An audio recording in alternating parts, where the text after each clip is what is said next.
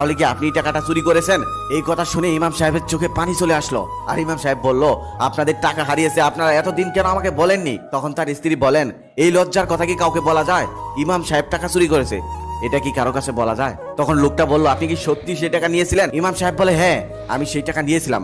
এই কথা শুনে তারা দুজনে অবাক হয়ে গেল, তারা বিশ্বাসই করতে পারছে না ইমাম সাহেব টাকা চুরি করেছে। ইমাম সাহেব তখন বলেন, আমি যখন এখানে বসেছিলাম, এখানে আমি টাকা দেখেছিলাম, জানালা দিয়ে বাতাস আসে, আর বাতাসে টাকাগুলো এলোমেলো হয়ে যায়। তখন আমি টাকাগুলো একটা একটা করে হাতে নেই, আর আমি ভাবি যে আপনারা চলে আসলেই আপনাদের হাতে দিয়ে দিব, কিন্তু সামনে কোরআন দেখতে পাই, তখন আমি সেই কোরআনের ভিতরে রেখে দেই।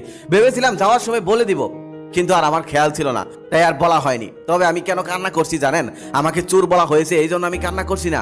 আমি বরং কান্না করছি এই জন্য যে এই 1 বছরে আপনারা দুজনের কেউ এই কোরআনটা একবারও পড়ে দেখেননি, কোরআনের সাথে আপনারা সম্পর্ক রাখেননি। যদি কোরআনের সাথে সম্পর্ক রাখতেন, তাহলে অনেক আগেই টাকাগুলো পেয়ে যেতেন।